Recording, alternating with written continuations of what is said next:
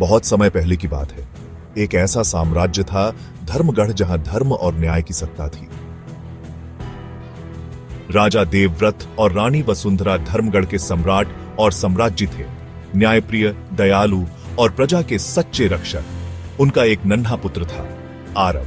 धर्मगढ़ में उत्सव का वातावरण था। हर कोई खुश था।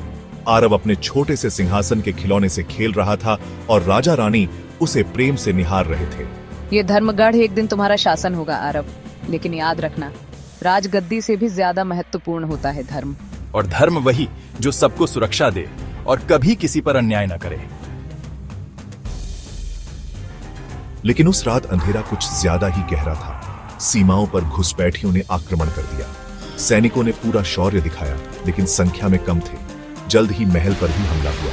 चिल्लाहटें, आग और तलवारों की गूंज के बीच महल की एक दासी माया नन्हे आरव को गुप्त सुरंग के रास्ते बाहर सही सलामत ले गई।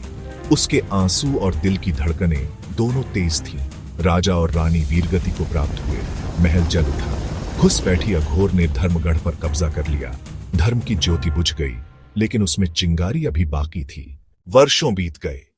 एक वीरान पहाड़ी इलाके में एक युवक तलवार से एक वृक्ष पर वार कर रहा था। उसकी आंखों में तपस्या थी, हर वार में आक्रोश था। सेनापति वीर किसी तरह युद्ध से जीवित बच निकले थे। उन्हें मन में आभास था कि राजकुमार आरव अभी जीवित हैं। राजकुमार की खोज के दौरान ही कई वर्षों बाद वह उस वीरान पहाड़ी इलाके में पहुंचे, जहां उन्हें एक बलशाली युवक दिखा। उसमें एक अलग सा तेज था। तभी माया सामने आई, श्रद्धा के साथ सिर झुकाकर बोली, हाँ सेनापति, यही हैं हमारे धर्मगढ़ के उत्तराधिकारी। सेनापति की आंखें नम हो उठी। आप राजा देवव्रत के पुत्र हैं, धर्मगढ़ के असली उत्तराधिकारी। मैंने आपको ढूंढने की शपथ ली थी। अब समय है वो सब हासिल करने का जो हमसे छीन लिया गया था।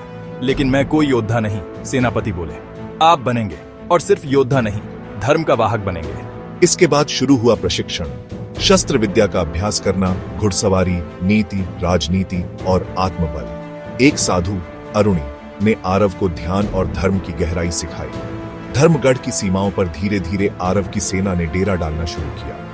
अघोर को सूचना मिली कि एक गुप्त विद्रोह उठ रहा है, लेकिन उसे यह ध्यान न था कि यह विद्रोह उसी राजकुमार के नेतृत्व में है जिसे उसने वर्षों पहले मृत समझ लिया था। गांव-गांव में संदेश फैलाए गए, धर्म का दीप फिर जलने को है, आरव लौट आया है। एक भोर जब कोहरा चारों ओर फैला हुआ था, आरव ने युद्ध की घोषणा कर दी। ढोल बजने लगे, तलवारें म्यान से बाहर आईं। आज का युद्ध भूमि के लिए नहीं है, यह युद्ध धर्म की पुनर्स्थापना के लिए है। घंटों चला वह युद्ध। तलवारें टकराईं, रक्त बहा, लेकिन अंततः अघोर धराशायी हुआ। आरव ने राजमहल के सिंहद्वार पर खड़े होकर धर्मध्वज को पुनः फहराया। मंदिरों में फिर से शंखनाद हुआ। धर्मगढ़ में अब नया युग शुरू हुआ।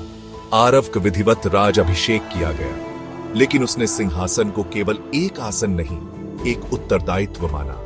उसने उस महल के सामने एक स्मारक बनवाया जहां उसके माता पिता ने प्राण त्यागे थे। और इस प्रकार एक खोया हुआ राजकुमार धर्म का उत्तराधिकारी बना। अंधकार के बाद प्रकाश ने फिर से धर्मगढ़ को आलोकित किया। धन्यवाद।